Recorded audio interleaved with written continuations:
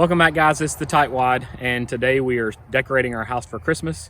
Today I'm going to be showing you the full installation process start to finish. I will try to include all of my tips and tricks into one video instead of having to go and watch the other two, but I'm going to do a time lapse of me installing each one, talk about the clips, talk about the setup. But I'm starting today with my boxes.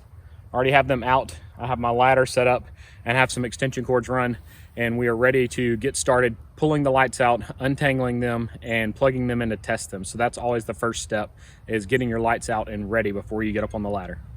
Before we jump into putting the lights on the house, I wanted to show you some of the supplies that I use every year when putting on my light displays. Starting with my gloves, I use these nitrile dip gloves. You can buy a pack of them at the big box stores. This side right here is really grippy. So not only do they protect your hands, but it helps to hold onto the ladder and especially to the shingles when you're climbing around on the roof. I use duct tape to mark the end of each of my light strands after I'm done with my display so that I know where they go the following year. I use this electrical tape to tape the two ends if I'm running two of these together. I use it to tape the joint there, and I'll talk about that later. You'll need some splitters so you can plug in multiple light strands into one extension cord. This is just a Sharpie to use to write on the duct tape. I personally like the C7 style bulbs, which is the medium size. They're not minis. There's a C5 that's smaller than this and a C9 that's larger. But I personally prefer the C7s, and I do alternating colors. So I do some clear and some red. I got that idea from Chick-fil-A a few years ago. This is the type light strand that I suggest that you use. They have the screw-in sockets. You can buy them with or without bulbs in them. If you buy them with bulbs, they typically come with just the white or the clear light bulbs in them. The next thing you need are clips, and I recommend two different types of clips. We'll talk about those later. These are the multi-purpose clips, and then these are the Omni clips. And I like both of them for different reasons, and I'll show you why later in the video. But you can buy them in big boxes like this. So I have a 75 pack here and a 100 pack here. You can get them at the big box stores. I found this one at I found these at Ace this year. They're really hard to find.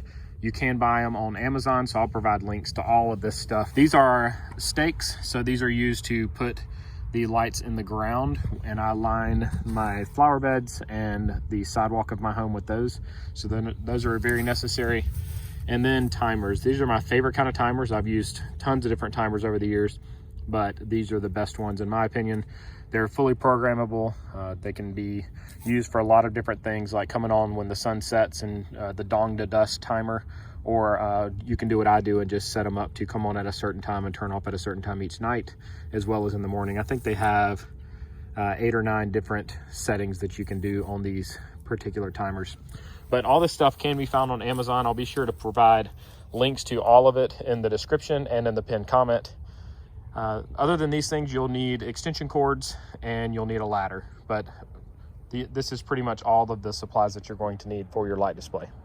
Here I'm taking all of the light strands out and laying them in parallel rows in my lawn. And then I plug each one in with an extension cord. And I make sure all the bulbs are twisted in tight and are illuminating. And I replace any bulbs that need to be replaced. And I also straighten any clips that may have gotten sideways whenever I pulled down the lights the previous season. We're starting with garage peak 1 today. It's going to start on the side by the garage door and go down the gutter, up the roof line, down the roof line. Garage peak 2 starts just to the right side of that shutter on that top window. So I'll show you how I join those together whenever it comes time. Instead of wrapping them like this and plugging them in, which causes a shorter distance between two bulbs, I take electrical tape and tape the two wires together after they're plugged in, and that allows them to stay together whenever I'm pulling them down, and I can keep my spacing exactly 12 inches apart. So, but always make sure you plan out where your extension cords are going to go before you get started. And my extension cords for this side actually run to the back of the house. So I'll show you in a little bit, but I'm going to throw a cable over the roof and go down to my back porch. So I actually need to start by the garage with the female end, because the hot end or the power end, the male end of the plug with the prongs, needs to go on this side. So I'm going to start with this one right over here on this gutter, and I'm going to work my way up the gutter using this style clip. These are better for gutters. As I transition to shingles, I'll move to this style clip, which comes down easier from the shingles when we're done. I wanted to show you the two different types of light clips that I have and why I like each of them.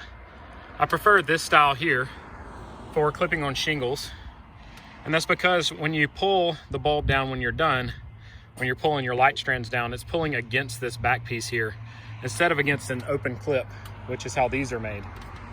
So whenever I'm pulling them down after the season, it comes right off, and I don't have to climb back up on the roof just to get my clips off. This is the style clip I prefer for gutters. You can see the opening is on the top here. So with gutters, I'm usually pulling down from the ground when I'm taking them down, and it's pulling the clip off this way. I'm working with 25-foot long strands here, so that means there are 25-foot bulbs 12 inches apart. So to get that nice uniform spacing, all you have to do is stretch the wire between each bulb. And I do recommend putting a clip on every single bulb. You'll see here that I'm able to adjust my ladder up and down as needed. It is a Werner ladder, and then at some point I have to go up on the roof because I can't quite reach the peak with my ladder. So I go up there and I put on 6 or 7 bulbs, and then I come down to finish that side.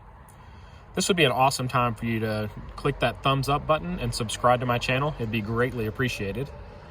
And then I come around and finish up the other side on a little strip of gutter, and then I'll show you what it looks like in just a second. That line of lights came down this roof line and then switched to the other types of clips to come down the gutter. And one of the main questions I get is, what do I do when I have too many lights for the length that I want to use? That's why I use the screw-in kind, because you can simply unscrew them. I tuck all these up under here.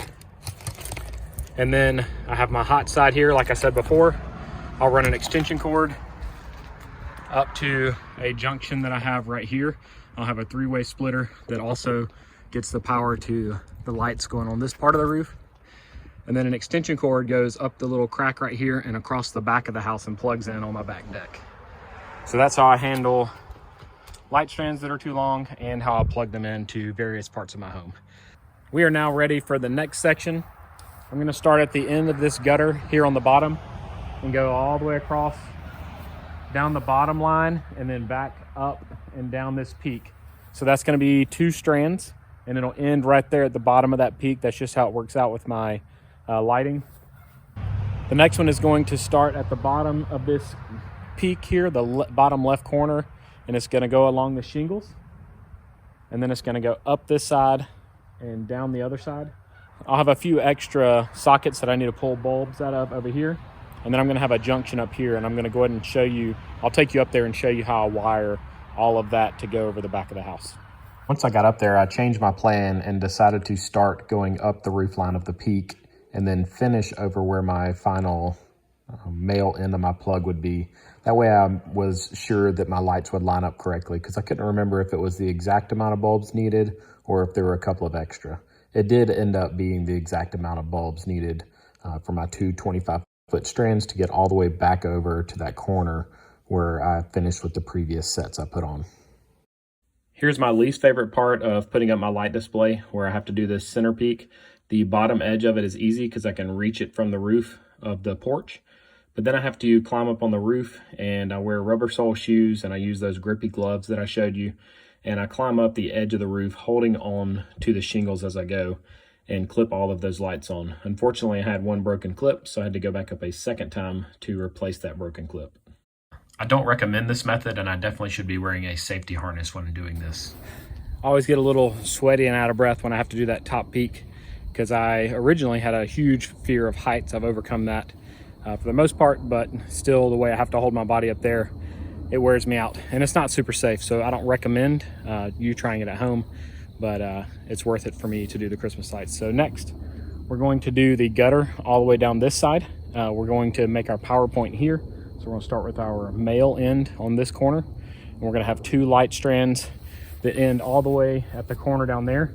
There are probably 6 to 10 bulbs, extra sockets down there that I just removed the bulbs from, and I leave them in the gutter. I just stick them down in the gutter, so don't worry about rainwater. It's not going to get in your sockets and mess anything up. And if it does, all it's going to do is trip the breaker, and you can just flip it back on, but I've never had that happen. We're going to move the ladder all the way down. I do have to use some shims for the ladder because this is a slope going down, So I'll be putting a block or something under the right foot of the ladder to help it stand up straight and just be a little bit more safe. This side is fairly easy and straightforward. We just use the all-purpose clips, and my daughter kind of helped hold the cord away from the bushes while I did it so it didn't get tangled up. And she accidentally bumped the camera as well, so we missed some of the footage. So we have the lights all on the house.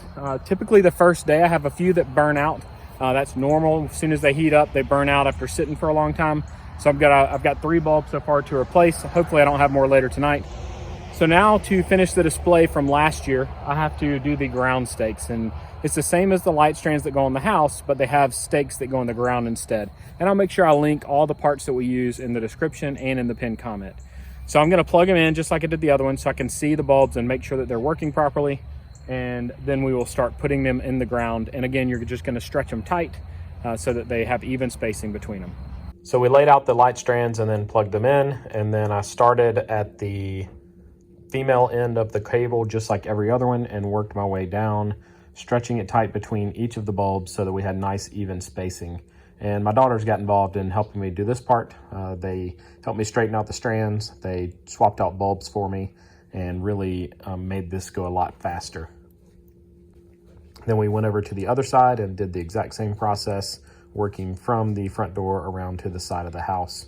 And again, my daughters are checking bulbs, screwing them in, or replacing as needed.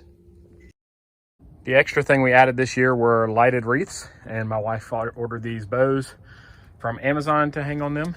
And you can see how I have them wired here. So it goes into a 3-way splitter cord that runs to up here. And then this junction right here also has the 2 C7 strands that do this peak. Then they go over the back of my house to the plug on my back porch. So I have 4 exterior plugs, 1 on the back porch, 1 in the garage, 1 on the master bedroom side of the house, and 1 on the front porch, and they're all on different circuits, so I can run multiple strands to each one of those. So this one has 2 big light strands and then 3 small wreaths. So I have 2 strands coming from this way and 2 strands coming from this way, so 4 strands total plugged in here, and this one runs down to my front porch that also has some smaller mini light strands with trees and other things there. We were finally able to get all the lights finished for this year. You can see we added a few new things this year. We added 7 small wreaths, so 2 here, 3 up here, and 2 here, and then 1 large wreath here.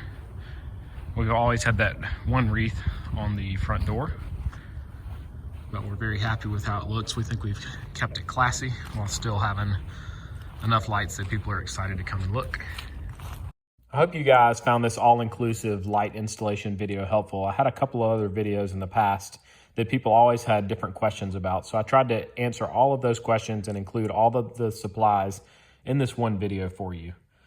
If you have any questions or suggestions or ways I can enhance my display, feel free to leave them in the comment section below. I would love to upgrade to LEDs, so if you're a company and want to work with me in the future on that, please reach out to me and let's talk.